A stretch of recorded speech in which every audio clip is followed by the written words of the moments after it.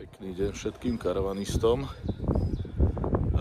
Tuto za mnou je jeden Bürstner, ktorý mal v minulosti nainštalované plynové fľaše plniace tankovacie od Alugasu. Splňalo vtedajšie predpisy a teda musím povedať, že ešte aj aktuálne.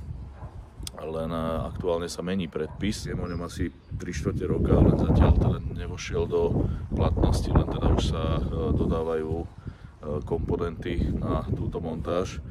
A my už teda pri aktuálne prebiehajúcich revíziách, ktoré robíme, alebo teda aj keď robíme novú inštaláciu, tak robíme to už podľa toho nového predpisu. V podstate taká kvázi drobná zmena, ale zásadná zmena je o to, že v prípade nehody, v prípade požiaru, v prípade akéhokoľvek problému musia byť tie fľaše rýchlo demontovateľné z vozidla.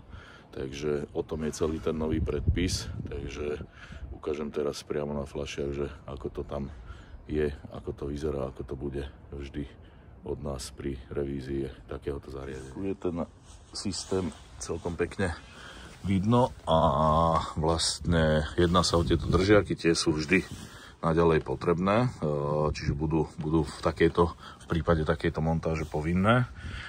A potom tu sú tie rýchlomatice, alebo teda skrutky, ktoré sa dajú ručne povoliť. Doteraz to bolo väčšinou cez nejaký imbusovú skrutku a teda pokiaľ človek nemal po ruke ten kľúč, tak samozrejme to trvalo dlhšie.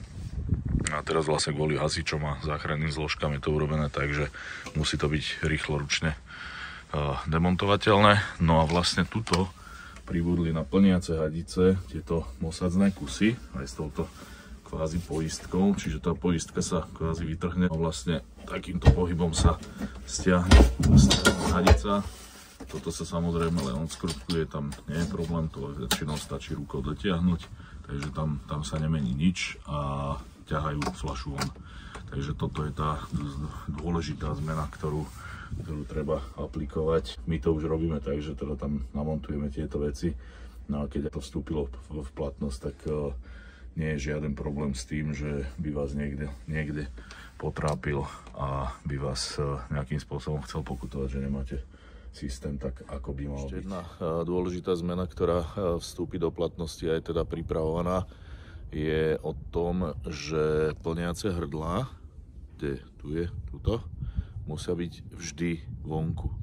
Čiže vlastne, tak jak sme to robili aj my, ten predpis umožňoval to, že to môže byť vnútri v kastlíku pri fľašiach, tak aby si ľudia neplnili fľaše hociaké, aby to teda bolo evidentne, takže je to do nárazníka, alebo do podbehu, alebo teda či už do karosérie vozidla.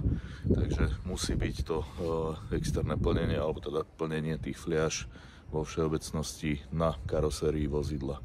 Takže aj tí, ktorí mali nainštalované plnenie v rámci kastlíku, tak to musí byť prestavané, prerobené do exteriérovej časti.